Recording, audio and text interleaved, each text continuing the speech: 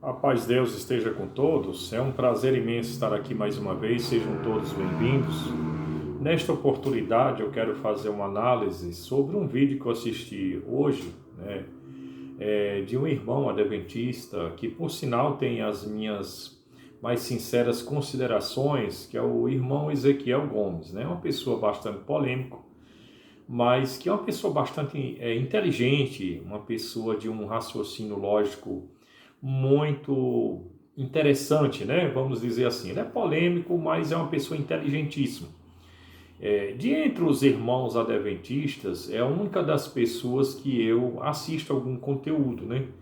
Porque, infelizmente, não generalizando, evidentemente, muitos adventistas do sétimo dia, eles pregam salvação por obra. Muitos adventistas do sétimo dia, eu não estou generalizando, né?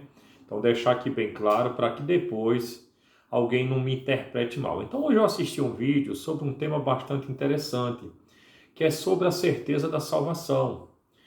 O irmão Ezequiel, ele diz que muitas pessoas que são críticos do adventismo, eles acusam a igreja adventista do sétimo dia de pregar salvação por obras, né, e que não tem certeza da salvação, por causa de algumas doutrinas que não são muito ortodoxas, né, como é a questão do juízo investigativo, da doutrina do santuário, a questão do decreto dominical, que eu não vou entrar nesse mérito neste momento, né? Nem dizer que concordo nem que não concordo. Essa não é a questão e nem também o foco desse vídeo. Eu quero apegar assim esse vídeo que eu assisti do irmão Ezequiel, né, para aproveitar um ensejo e trazer também alguns esclarecimentos, né, sobre algumas distorções no meio adventista mesmo, né? Não estou dizendo que esse seja o pensamento,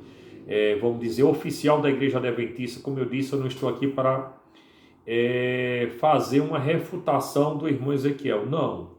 Mas isso é notório que muitos irmãos adventistas pregam a salvação por obras, né?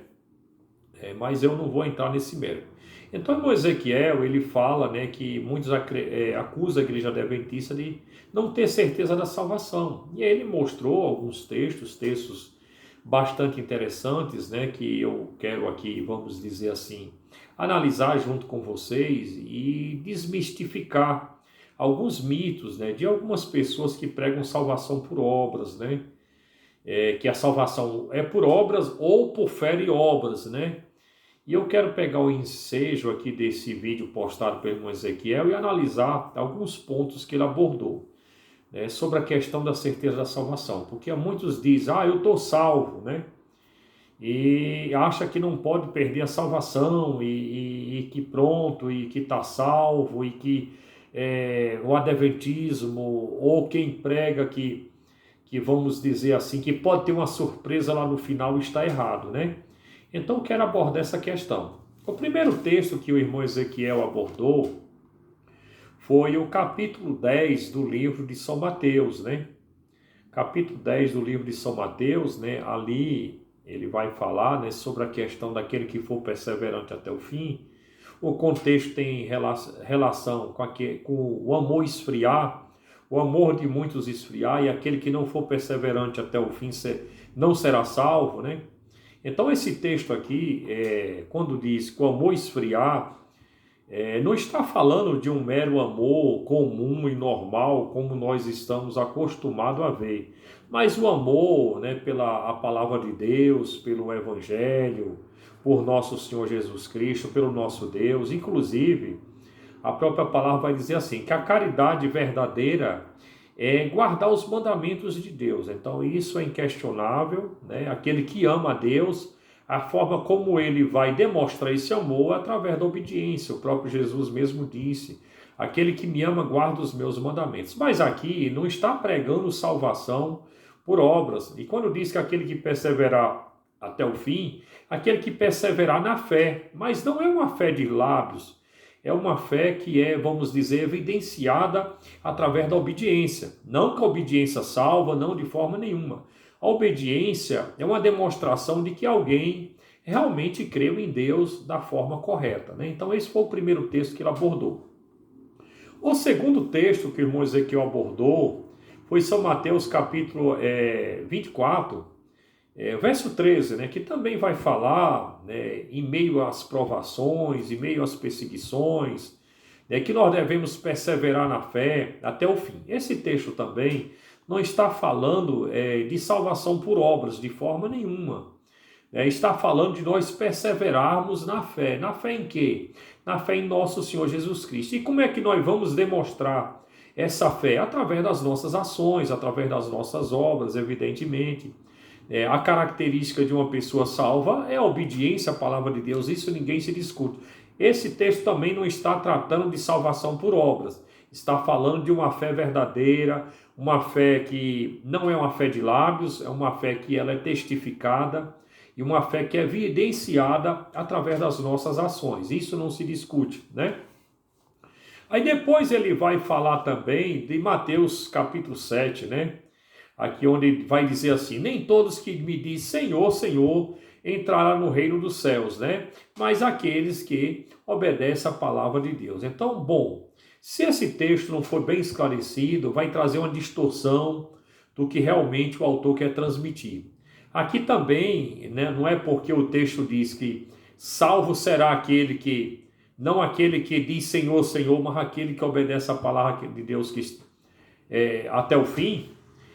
Isso não tem relação com salvação por obras de forma alguma. O que o texto está querendo dizer é aquilo que já está lá em Tiago, né?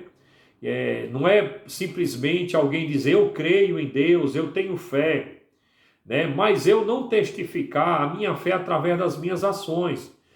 Ali no contexto de Tiago capítulo 2, né, é isso que vai trazer o texto. Ali tinha pessoas que estavam fazendo exceção de pessoas, tratando uns diferente de outros, menosprezando aqueles que tinham menos condição. Então, essas pessoas, né, eles tinham uma fé, mas eles não tinham evidência que essa fé era uma fé verdadeira. Evidentemente que uma fé que ela não produz bons frutos, essa fé não é verdadeira e, naturalmente, essa fé também não pode salvar, né?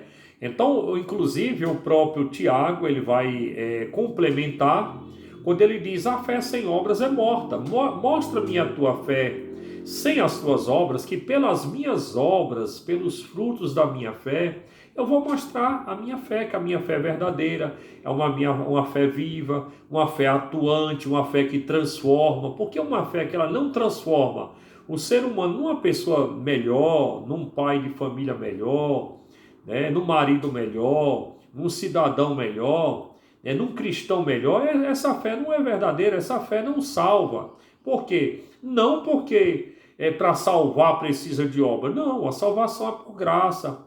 Como diz lá em Efésios, no capítulo 2, vós sois salvos por meio da fé, pela graça por meio da fé. Isso não vem de vós, é dom de Deus, não vem de obras para que ninguém se glorie. Porém, o próprio texto vai dizer assim, que nós somos feituras suas, criados em Cristo Jesus para as boas obras, as quais Deus preparou de antemão que nós andássemos por ela. A fé é a causa da salvação. As obras é o reflexo da salvação. Evidência que alguém realmente foi salvo, né? Então, que o texto está dizendo aqui é justamente a mesma coisa que Tiago está dizendo no capítulo 2, né? Que alguém que diz, Senhor, Senhor, que diz que tem fé no coração, que diz que é um salvo em Cristo Jesus, mas as suas obras obras de ímpio, essa pessoa nunca foi salva. Então essa pessoa nem pode dizer que tem certeza da salvação, porque é algo que ele nunca experimentou. Um cristão de verdade, evidentemente, que ele vai produzir os frutos do Espírito, como está lá em Gálatas capítulo 5, né? Onde vai dizer, né, que as obras da carne é o fruto do Espírito. Então a pessoa que não é só simplesmente dizer, eu tenho fé, eu sou cristão, eu sou salvo, né? O diabo também crê, que estremece, como vai lá dizer em Tiago capítulo 2.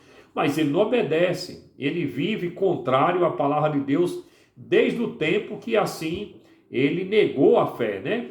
Então é isso que esse texto está dizendo. Esse texto não está pregando salvação por obras, né? Outro texto que ele vai trazer aqui também, irmão Ezequiel, é o texto de Lucas, no capítulo 9, capítulo 8, do 9 ao 15. Aqui onde vai falar da parábola do semeador, né? Ali vai falar de vários tipos de pessoas, vários tipos de terreno, onde a semente, que é a palavra de Deus, é semeada, né? Uns caem na beira do caminho, vem as aves dos céus e colhem aquela semente. Outros é semeado em pedregais, recebe a palavra com alegria, mas no tempo da aprovação se escandalizam, voltam atrás. Outros é semeado entre espinhos, né? E aquela semente é sufocada e não pode produzir frutos. E outro é produzido em boa terra, e esse dá frutos, uns 60, outros 30, mas que dá fruto. Então aqui também não está pregando salvação por obra em hipótese alguma. Isso é algo que a gente tem que deixar bem claro. O que o texto está falando é o mesmo contexto que eu apresentei aqui de Tiago capítulo 2 e de Gálatas capítulo 5, né, onde vai falar dos frutos do Espírito. Evidentemente que uma fé verdadeira, ela é acompanhada de frutos, né? As ações, né, que de um cristão verdadeiro, ela é diferente de uma pessoa que se diz cristão, que se diz salvo, mas que as suas obras testificam contrário à fé que ele professa, né? Então foi esses alguns textos que ele trouxe aqui também. Veio também Lucas, no capítulo 13, do 22 ao 30, aqui onde vai falar da porta estreita, né? Aqui também da mesma forma, aqui não vai falar, não está dizendo que o cristão é salvo por obras, né? Ou por fé e obras, de forma nenhuma. Aqui está dizendo que aquele que realmente deseja servir a Deus, né? Ele vai produzir boas obras, ele vai ser uma pessoa que vai renunciar ao pecado.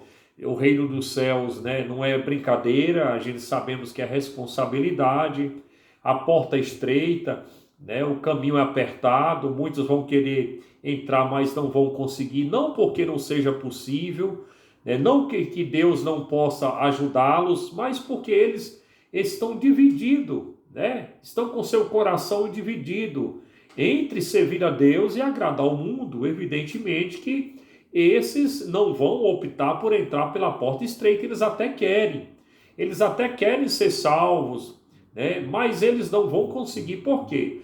Porque eles não renunciaram. Servir a Deus implica em renúncia, né, contra o pecado, mas o texto também, em hipótese alguma, está tratando de salvação por obras, né?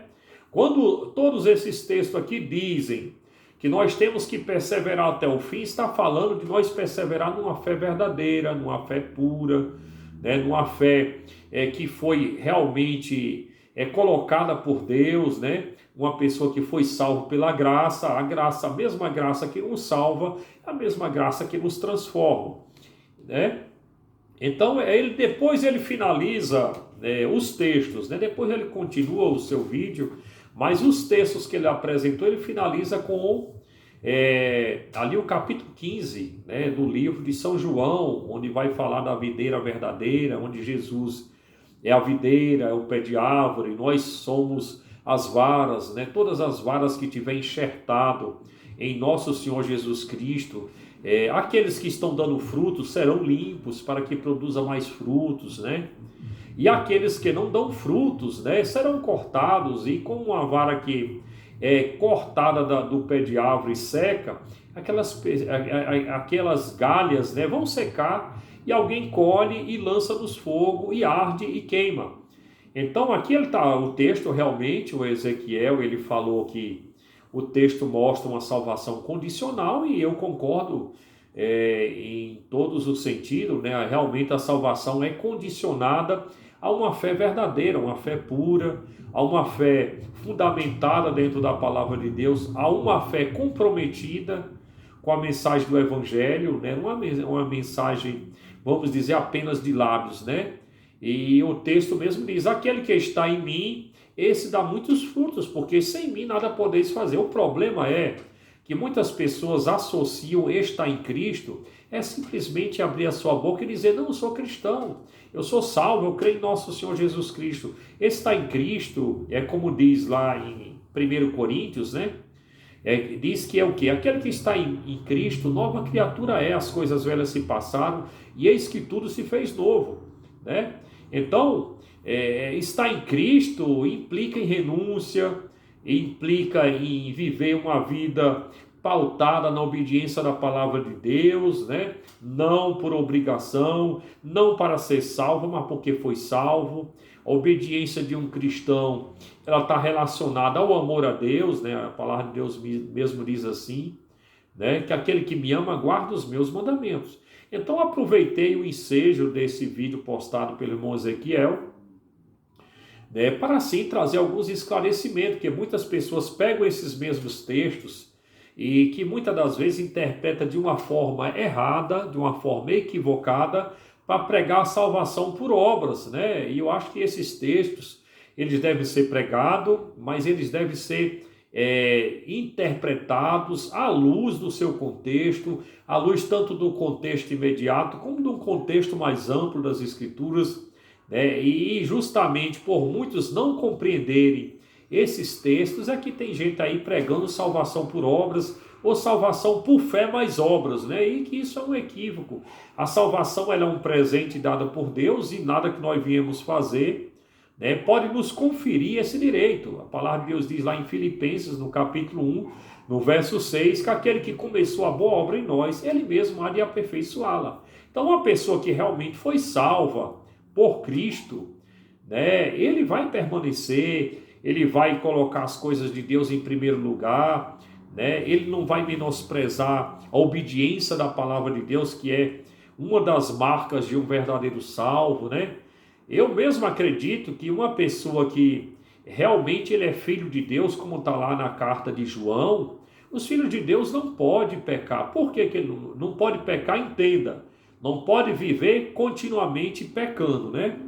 Ele pode até pecar, vamos dizer assim, porque está numa natureza caída, mas ele vai se arrepender, vai confessar o seu pecado, vai renunciar ao erro, né? E assim, Cristo é o nosso advogado, diz assim: filhinhos, não pequeis, mas se pecar, né?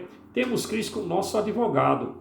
Confessai as vossas transgressões, os nossos pecados, e o sangue de Jesus Cristo nos purifica de toda maldade. Então acredito que os filhos de Deus não podem pecar. Por quê? Eles não podem viver no pecado constantemente. Porque a semente de Deus está dentro dele, né? É impossível que uma pessoa que realmente foi salva por Cristo, né, e que ele continue em Cristo, ele vai voltar atrás, ele vai perder a sua salvação. A salvação não se perde como se perde uma moeda que cai do bolso, né? É possível ter certeza da salvação e ao mesmo tempo, né, pregar que alguém que está em Cristo, se ele, vamos dizer, renunciar à sua fé, ele pode perder, claro que pode. Mas não é porque nós pregamos a certeza da salvação que nós vamos perder a nossa salvação por qualquer motivo. Tá bom, meu irmão? Então eu aproveitei esse vídeo para fazer, né, uma análise, né, dessa pregação tão importante, né? Deus abençoe a todos, espero que eu tenha sido sucinto, que eu tenha sido, vamos dizer assim, claro nos meus argumentos. Não existe salvação por obra, salvação é por graça.